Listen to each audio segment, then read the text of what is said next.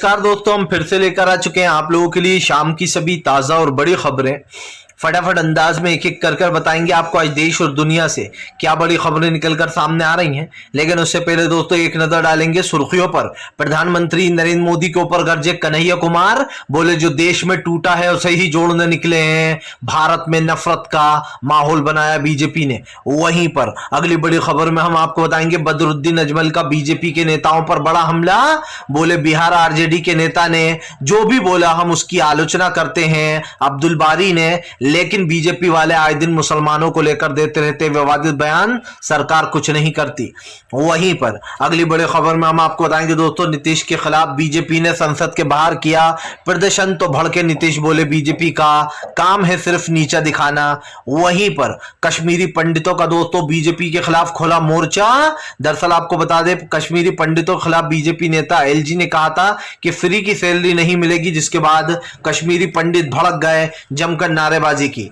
वहीं पर अगली बड़ी खबर में हम आपको बताएंगे दोस्तों आम आदमी पार्टी ने बनाया शैली ओबरॉय को, जी हां, शैली ओबरॉय को दिल्ली का मेयर उम्मीदवार बनाया और डिप्टी मेयर के लिए मोहम्मद इकबाल को बनाया गया। 6 तारीख को मतदान होगा इसके लिए। वहीं पर अगली बड़ी खबर में हम आपको बताएंगे दोस्तों, जी दरअसल आपको बता दें बीजेपी आक्रोश यात्रा पर बरसे कांग्रेस नेता गोविंद सिंह, बोले इनकी यात्रा में भीड़ नहीं आ रही, इसलिए बीजेपी चुपचाप बंद कर रही है यात्रा अपनी इज्जत बचाने के लिए। वहीं पर अगली बिग ब्रेकिंग में हम आपको बताएंगे दोस्तों, दरअसल आपको बता दें 2 घंटे में बीजेपी नेता पुनिया ने बदल दिया फैसला। पहले ट्वीट करके गए कि हम जन आक्रोश यात्रा बंद कर रहे हैं कोरोना की वजह से, उसके बाद दोस्तों आप समझिए 2 घंटे बाद ही आकर कहते हैं कुछ मिस्टेक हो गई थी, जन आक्रोश यात्रा बंद नहीं होगी। बताएंगे क्यों कांग्रेस के नेता पर बिल बिलाकर फिर से यात्रा शुरू कर दी गई। वहीं पर सोनिया गांधी से दोस्तों आपको बता दें न्यायपालिका के सवाल को लेकर भिड़े धनकर, सोनिया ने दिया, जी हां आपको बता दें धनकर को मुंह तोड़ जवाब। वहीं पर आपको बता दें अगली बिग ब्रेकिंग में हम आपको बताएंगे दोस्तों जयराम रमेश का बीजेपी के ऊपर बड़ा हमला। बोले नमस्ते ट्रंप से कोई प्रॉब्लम नहीं थी, कुंभ में हजारों करोड़ों लोगों को भेज दिया जब तो कोरोना चरम पर था, लेकिन राहुल गांधी की यात्रा से दिक्कत है, इसके बारे में भी बताएंगे। तो सारी खबरें फटाफट अंदाज में देंगे, एक एक कर देंगे। फिलहाल चलिए बढ़ते हैं सबसे पहली और सबसे बड़ी खबर की ओर। दरअसल दोस्तों आपको बता दें प्रधानमंत्री नरेंद्र मोदी के ऊपर गरजे कन्हैया कुमार, बोले जो देश में तोड़ा है उसे ही जोड़ने निकले हैं। आज सुन लो, आपको बताते चले कन्हैया कुमार ने कहा कि बीजेपी के नेता और तमाम गोदी मीडिया हमसे पूछते हैं कि क्या भारत में क्या जोड़ने निकले हो। कन्हैया कुमार ने कहा कि जो तो आप लोगों ने तोड़ा है हम उसी को जोड़ने निकले हैं। कन्हैया कुमार ने कहा कि देश में नफरत फैलाई जा रही है, भारतीय जनता पार्टी भाई को भाई से लड़ाने का काम करती है, हिंदू मुसलमान कर देश में नफरत फैलाने का काम करती है। कन्हैया ने कहा कि हम इस सरकार के खिलाफ है और इस सरकार के खिलाफ अपना आक्रोश दिखाते रहेंगे। कन्हैया कुमार ने कहा कि आज भले ही भारतीय जनता पार्टी कुछ भी कहे, लेकिन हम एक बात साफ कह देते हैं कि फिलहाल देश में जो नफरत फैलाई जा रही है उस नफरत को खत्म करके रहेंगे और देश में अर्थव्यवस्था को सुधारेंगे। कन्हैया कुमार ने कहा कि जो लोग आज सत्ता पर राज कर बैठे हुए हैं उनको सत्ता में रहने का कोई हक नहीं है। आज देश में महंगाई, गरीबी, बेरोजगारी जैसे मुद्दों को दरकिनार कर दिया गया। आज जिन मुद्दों पर बात होना चाहिए लोग उन मुद्दों से भाग रहे हैं। आपको बता दें कन्हैया ने कहा कि बीजेपी के पास सिर्फ सिंपल सा एक मुद्दा होता है कि महंगाई, गरीबी, बेरोजगारी जैसे सवाल से भागने के लिए देश में हिंदू मुसलमान करो, देश में नफरत फैलाओ और भाई को भाई से लड़वाने का काम करो। आपको बता दें हमारे देश में दोस्तों हिंदू, मुस्लिम, सिख, ईसाई सब आपस में भाई भाई, ये सिर्फ एक नारा नहीं है बल्कि ये जीवन की सच्चाई है। लेकिन बीजेपी इस सच्चाई को मानती नहीं है। आज देश में दोस्तों भाईचारे की कमी है। आज जो नफरत फैलाई जा रही है पिछले 2014 के बाद से वो दुनिया देख रही है। इससे पहले कभी ऐसा नहीं हुआ कि आप समझिए देश में मंदिर मस्जिदों पर इतनी चर्चा हुई हो, लाइव डिबेटें हुई हो, आपस में एक दूसरे को भिड़वाया जा रहा है सिर्फ किस लिए, ताकि इनकी न्यूज पर दोस्तों अच्छा प्रभाव पड़े। न्यूज चैनल वाले जो न्यूज देखते हैं वो खोलकर टीवी बैठ जाते हैं और तमाम गोदी मीडिया दिन भर उल्टी सीधी बातें करती है। चलिए बढ़ते हैं एक और अगली बिग ब्रेकिंग की तरफ। बता दोस्तों अगली जो बड़ी खबर निकल कर आ रही है आपको बताते चले दोस्तों, आरजेडी नेता अब्दुल बारी सिद्दीकी के बयान पर मचा घमासान, बदरुद्दीन अजमल ने दी नसीहत। दरअसल दोस्तों आपको बता दें आरजेडी के नेता अब्दुल बारी सिद्दीकी ने एक दिन पहले एक बयान दिया जिसमें उन्होंने कहा कि मैंने तो बच्चों से कह दिया है कि बेटा बाहर देश ही रहो, वहीं पढ़ाई लिखाई करो और अगर वहां की सिटीजनशिप मिलती है तो वहीं पर बस जाओ, यानी कि दोस्तों वहां की सदस्यता मिलती है किसी और देश की, तो वहीं पर रहना स्टार्ट कर दो, क्योंकि अब भारत तुम्हारे रहने लायक जैसा बचा नहीं है। यहाँ पर जो नफरत फैलाई जा रही है, जो एक दूसरे को आपस में लड़वाया जा रहा है, इस चीज को लेकर दोस्तों आरजेडी नेता अब्दुल बारी सिद्दीकी ने बयान दिया, जिसके बाद बीजेपी ने घमासान कर दिया। एक के बाद एक नेता आने लगे और अब्दुल बारी सिद्दीकी को पाकिस्तान जाने की नसीहत देने लगे। लेकिन जब आपको बता दें इसके बारे में, अब बदरुद्दीन अजमल से पूछा गया तो बदरुद्दीन अजमल ने कहा कि अब्दुल बारी सिद्दीकी एक अच्छे नेता हैं और वो उन्हें मैं काफी लंबे समय से जानता हूं, उनको इस तरीके का विवादित बयान नहीं देना चाहिए। हम भारत के रहने वाले हैं और हमें भारत में पूरी सुरक्षा महसूस होती है। लेकिन आपको बता दें बदरुद्दीन अजमल ने कहा कि अब्दुल बारी पूरी तरीके से गलत भी नहीं किया जा सकता उन्हें। उनके मुंह से ये बात इसलिए निकली क्योंकि बीजेपी के नेता आए दिन इससे बुरे बुरे बयान देते रहते, वो खुलेआम मुसलमानों को मारने काटने तक की बातें कर देते, लेकिन बीजेपी उनके ऊपर कोई एक्शन नहीं लेती। आपको बता दें बदरुद्दीन अजमल ने कहा कि इस चीज को बढ़ावा देने वाली सिर्फ बीजेपी की सरकार है। जाहिर सी बात है दोस्तों, अगर आपकी पार्टी का कोई नेता इस तरीके का विवादित बयान देता है तो इसके ऊपर सख्त से सख्त कार्रवाई होना चाहिए। लेकिन बदरुद्दीन अजमल ने कहा कि बीजेपी उन लोगों को कोई सजा नहीं देती। दरअसल दोस्तों आपको पता ही होगा कि अभी हाल ही में नुपुर शर्मा ने पैगंबर मोहम्मद साहब के बारे में विवादित टिप्पणी दी, जिसके बाद मुस्लिम देशों में मोदी सरकार का बहिष्कार शुरू हो गया। हमारे इंडिया के सामान को बायकॉट करने लगे विदेशी लोग, मुस्लिम कंट्रियां, जिसके बाद काफी घमासान भी मचा। और इन्हीं चीजों को लेकर बदरुद्दीन अजमल ने कहा कि सरकार को इस पर अपना रुख साफ करना चाहिए। कोई भी अगर इस तरीके का बयान देता है, चाहे वो किसी भी पार्टी का नेता हो, उसके ऊपर कार्रवाई होना चाहिए। और खास करके उन लोगों के ऊपर दोस्तों जो हिंदू नेता मुसलमानों के बारे में उल्टी सीधी बातें बोलते हैं। बदरुद्दीन अजमल ने कहा कि ऐसे हजारों वीडियो पड़े हैं जिसमें आए दिन वो लोग इसी तरीके की भाषा का यूज करते हैं। उन्होंने कहा कि मैं मानता हूं कि जो अब्दुल बारी ने कहा वो सही नहीं है, लेकिन अब्दुल बारी पूरी तरीके से गलत भी नहीं है। चलिए बढ़ते हैं एक और अगली बिग ब्रेकिंग की तरफ। बता दोस्तों अगली जो बड़ी खबर निकल कर आ रही है, आपको बताते चले दोस्तों, नीतीश के खिलाफ बीजेपी ने संसद के बाहर किया प्रदर्शन तो भड़क गए नीतीश कुमार। जी हां, दरअसल दोस्तों आपको बताया नीतीश कुमार के खिलाफ बीजेपी ने कल संसद के बाहर जमकर प्रदर्शन किया, जिसके बाद अब नीतीश कुमार ने बीजेपी को आड़े हाथ ले लिया।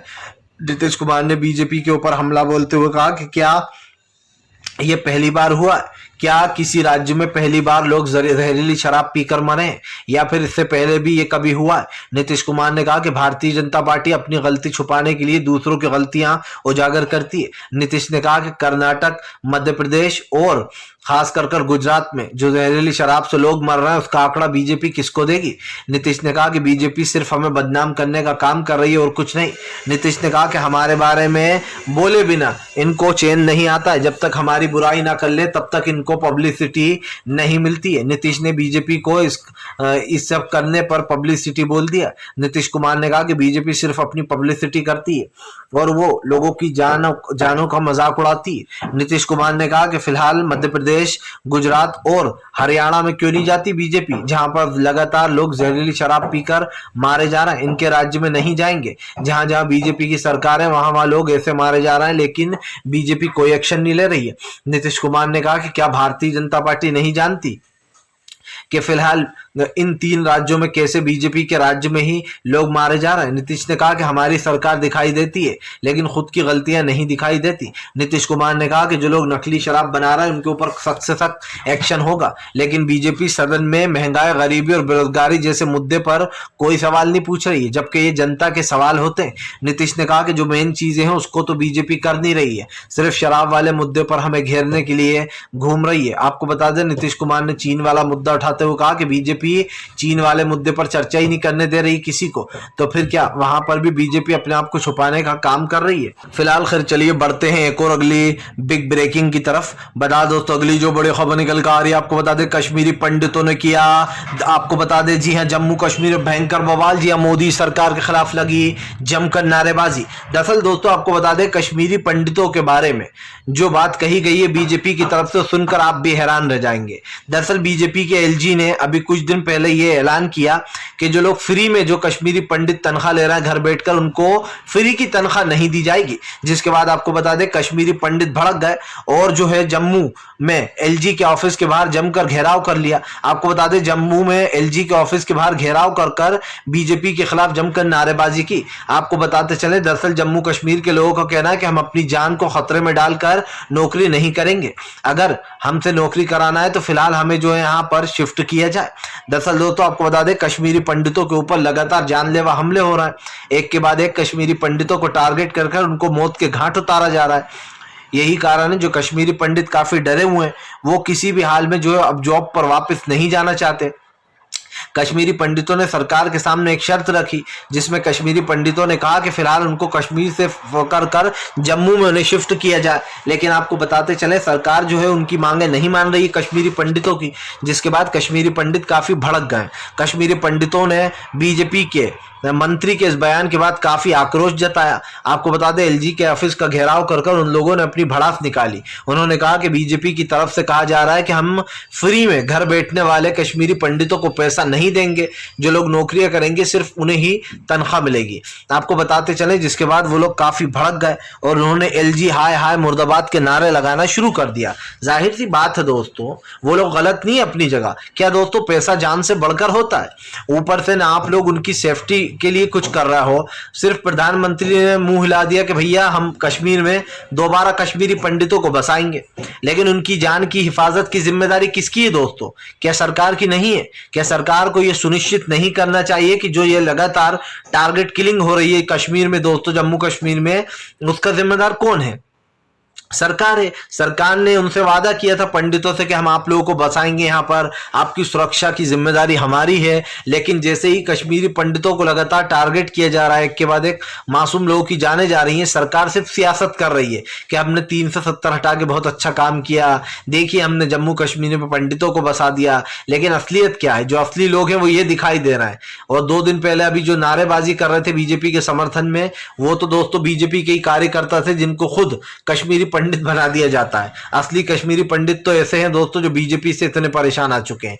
चलिए बढ़ते हैं एक और अगली बिग ब्रेकिंग की तरफ। बता दोस्तों अगली जो बड़ी खबर निकल कर आ रही है, आपको बताते चले दोस्तों, भारतीय जनता पार्टी के ऊपर गरजे। जी हां, जयराम रमेश बोले डोनाल्ड नमस्ते ट्रंप से कोई प्रॉब्लम नहीं थी, कुंभ का मेला लगा दिया, लाखों करोड़ों लोगों को एक साथ घुसा दिया। जब तो बीमारी चरम पर थी कोरोना की, और उसके बावजूद भी मोदी सरकार ने कुंभ का मेला लगाया। अब राहुल गांधी की भारत जोड़ो यात्रा से इनको कोरोना फैलता हुआ दिखाई दे रहा है। आपको बता दें जयराम रमेश ने कहा कि बीजेपी की असलियत दिखाई दे रही है। बीजेपी जानबूझकर राहुल गांधी की भारत जोड़ो यात्रा को टारगेट कर रही है। जयराम रमेश ने कहा कि भारत जोड़ो यात्रा से इतना डर लग रहा है बीजेपी को कि अब वो किसी भी तरीके से भारत जोड़ो यात्रा को रोकना चाहती है। दरअसल दोस्तों आपको बता दें राहुल गांधी की बिगड़ी हुई छवि को जिस तरीके से राहुल गांधी ने ये कह सकते हैं कि रफू किया है दोस्तों, रफू कर उसको ठीक किया है, ये बीजेपी को बर्दाश्त नहीं हो रहा। बीजेपी किसी भी हाल में भारत जोड़ो यात्रा को खत्म करना चाहती है। जिसके बाद जयराम रमेश ने कहा कि डोनाल्ड ट्रंप के वक्त तो मोदी ने नहीं कहा, मोदी जी ने, कि फिलहाल देश में कोरोना की महामारी है, डोनाल्ड ट्रंप को नहीं बुलाते हैं। आपको बता दें कुंभ का मेला लगाते समय सब लोगों ने मना किया, खास करके लोगों ने यह भी बताया कि मोदी सरकार कुंभ का दरवाजा खोलकर बहुत बड़ी गलती कर रहा है। और दोस्तों वैसा ही हुआ था, हजारों की तादाद में लोग कुंभ में दोस्तों कोरोना पॉजिटिव पाए गए थे। सबसे बड़ी बात यह है कि आप जो है इस बीमारी को टालते रहे कि ऐसा कुछ नहीं है। राहुल गांधी इस बीमारी के आने से पहले चेता रहे थे सरकार को, तब सरकार कहती रही राहुल गांधी तो झूठ बोल रहा है, वो तो देश में जो है यहाँ पर भ्रम फैला रहा है, कोरोना वोरोना जैसी कोई बीमारी ही नहीं है। यहाँ तक कि राहुल को पप्पू भी कह दिया था। फिर दिख ही गया आखिरकार कि असली पप्पू कौन है दोस्तों। जब कोरोना देश में दस्तक दे दी तो ये साबित हो गया कि असली पप्पू कोई और है। जी हाँ, राहुल गांधी को गलत नाम दिया गया है। चलिए बढ़ते हैं एक और अगली बिग ब्रेकिंग की तरफ। बता दोस्तों बीजेपी आखिर क्यों बौखलाई, बता दिया कांग्रेस नेता ने। जी हाँ, दरअसल दोस्तों आपको बता दें कांग्रेस नेता ने बीजेपी के खिलाफ मोर्चा खोल दिया है। आपको बताते चले दोस्तों, दरअसल बीजेपी ने अपनी जन आक्रोश यात्रा को स्थगित कर दिया, और स्थगित करने के बाद दोस्तों उन्होंने ऐसा बताया कि हमने देखिए कोविड के नियमों की वजह से किया है। जिसके बाद दोस्तों कांग्रेस ने फिर से बीजेपी का प्लान एक बार फ्लॉप कर दिया। कांग्रेस के आपको बता दोस्तों कद्दावर नेता या फिर प्रवक्ता भी कह सकते हैं इनको, गोविंद गोविंद सिंह ने दोस्तों, गोविंद सिंह दोस्ता ने बीजेपी की बखिया उधेड़ दी। गोविंद सिंह दोस्ता ने कहा कि दरअसल भारतीय जनता पार्टी की जन आक्रोश यात्रा में भीड़ ही नहीं आ रही है और इसीलिए बीजेपी ने इस जन आक्रोश यात्रा को जो है वो स्थगित कर दिया है। आपको बताते चले दोस्तों, सीधे सीधे यहाँ पर बीजेपी सांसद पर भड़कते हुए नजर भी आए वो। आपको बताता चलूं दोस्तों, यहाँ पर कांग्रेस नेता ने सीधे सीधे गोविंद सिंह ने कहा कि बीजेपी की जन आक्रोश यात्रा सिर्फ इसलिए स्थगित की गई है कि उनकी यात्रा में बिल्कुल भी भीड़ नहीं आ रही है। लेकिन दोस्तों इसके बाद तुरंत 2 घंटे बाद बीजेपी आती है। दरअसल हम आपको पूरा मैटर समझा दें। पहले दोस्तों आपको पता है कि बीजेपी के जो नेता है दोस्तों पुनिया, उन्होंने सबसे पहले एक ट्वीट किया कि हम जो है भारत जो जन आक्रोश यात्रा है उसको हम स्थगित करते हैं। कोरोना की वजह से कुछ दिक्कतें हो रही हैं, इस वजह से हम उस यात्रा को स्थगित कर रहे हैं देश के हित में। जिसके बाद दोस्तों आपको बता दें 2 घंटे बाद ही जब कांग्रेस प्रेस कॉन्फ्रेंस करती है और कहती है कि इनकी यात्रा में तो भीड़ ही नहीं थी, इसलिए इन लोगों ने ये यात्रा को स्थगित कर दिया। लेकिन उसके 2 घंटे बाद पुनिया आते हैं दोस्तों, और पुनिया बीजेपी के नेता ये ऐलान करते हैं कि कुछ मिस्टेक हो गई है। एक और ट्वीट वो करते हैं और कहते हैं कि कुछ मिस्टेक हो गई है, जन आक्रोश यात्रा बंद नहीं होगी। अब आप समझ सकते हैं दोस्तों कि बीजेपी में कितना डर है। इनको दिख रहा है कि राजस्थान जीत नहीं रहा है, अलग राज्य ये हारते चले जा रहा है, और बीजेपी ने सोचा कि क्यों ना इन बिन पौने तीन कर एक बार ये देख ही लिया जाए। पर मुझे एक चीज समझ में आ गई है कि बीजेपी को दोस्तों अब कुछ देश में मिलने वाला नहीं है, क्योंकि देश की जनता अच्छे से जान चुकी है कि आप लोग क्या करते हो। देश की राजनीति का दोस्तों मजाक बनाकर रख दिया है। सिंपल सी बात यह है, एक पल में कहते हैं माशा, एक पल में हो जाते हैं तोला। समझ में नहीं आता कहाँ उठाकर जाएंगे झोला।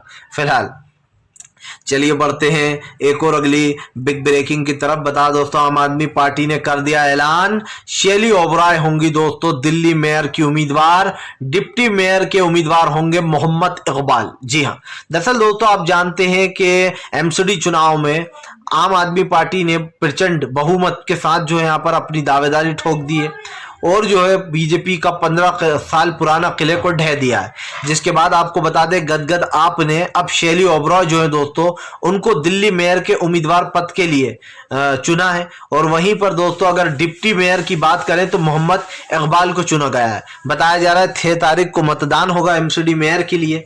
उसके बाद दोस्तों ये पता चल जाएगा कि आखिरकार किसको कितने वोट मिले। लेकिन हम आपको बताते चले दोस्तों कि साफ दिखाई दे रहा है शैली ओबराय जो है वही दिल्ली की मेयर बनेंगी और डिप्टी मेयर जो है दोस्तों मोहम्मद इकबाल बनेंगे। इससे ये साफ हो जाता है दोस्तों कि दिल्ली में आम आदमी पार्टी ने फाइनली अपना मेयर उतार ही दिया। जो बीजेपी अंत तक कह रही थी हारने के बाद कि मेयर तो हमारा ही चुना जाएगा, ऐसा कुछ नहीं हुआ, क्योंकि हारने के बाद किसी का मेयर चुना कैसे जाएगा ये भी सबसे बड़ी बात थी। और आम आदमी पार्टी ने उन पर खरीद फरोश का आरोप भी लगाया था कि बीजेपी दरअसल इसलिए ऐसा कह रही है क्योंकि वो अभी हमारे जो विधायक जीते हुए उनमें से कुछ को खरीदने की कोशिश करेगी। उसके बाद हालांकि बीजेपी बैकफुट पर आ गई थी और कह रही थी कि आम आदमी पार्टी जीती है तो मेयर उन्हीं का होगा। आप समझिए कितनी जल्दी ये लोग बदल जाते हैं दोस्तों। एक पल में कुछ बयान होता है, दूसरे पल में कुछ हो जाता है। चलिए बढ़ते हैं एक और अगली बिग ब्रेकिंग की तरफ। बता दोस्तों अगली जो बड़ी खबर निकल कर आ रही है, आपको बता दोस्तों सोनिया गांधी ने न्यायपालिका को लेकर उठाए संसद में सवाल। बोले मोदी सरकार नए कानून लाकर न्यायपालिका को मजबूत नहीं बल्कि और कमजोर करना चाहती है। जिसके ऊपर दोस्तों बीजेपी के प्रवक्ता कह सकते हैं हम इन्हें धनकर आपस में ही भिड़ गए सोनिया गांधी से। सोनिया गांधी ने कहा कि आपने जो भाषा का यूज किया, धनकर ने कहा कि मुझे वो समझ में नहीं आया। आप जो है न्यायपालिका को लेकर ऐसा भ्रम ना फैलाएं, सवाल ना उठाएं, क्योंकि इससे हमारे देश का कानून कमजोर होता है। आप समझिए दोस्तों, देश का कानून सोनिया गांधी के सच्चाई बोलने से कमजोर हो गया। तो वो क्या है दोस्तों, जो किरण रिजिजू बीजेपी के कानून मंत्री धज्जियां उड़ा रहा है और कह रहा है कि सुप्रीम कोर्ट के जज बेलों पर फैसला सुनाना बंद कर दें। जजों की नियुक्ति पर वो सवाल उठा रहा है दोस्तों किरण रिजिजू। ऐसा लग रहा है कि जजों को वो नियुक्त होने देना नहीं चाहते, सिर्फ उन जजों को नियुक्त होने देना चाहते हैं जो बीजेपी के तलवे चाटे, जो बीजेपी के कहने पर दोस्तों कानून का रुख किधर भी मोड़ दें, जो बीजेपी के कहने पर फैसला दें। किरण रिजिजू आपको पता ही है कानून मंत्री और कैसे विवाद चल रहा है दोस्तों जजों के बीच में। तो सोनिया गांधी ने जो भी कहा वो बिल्कुल सही था। धनकर जी, आपको सोचने की जरूरत है कि देश में क्या चल रहा है। कानून व्यवस्था कमजोर हो चुकी है। फिलहाल वीडियो अच्छा लगे तो इस पर लाइक करें, चैनल पर पहली बार आए सब्सक्राइब करें, पास में एक घंटी आएगी इसको जरूर दबाएं दोस्तों।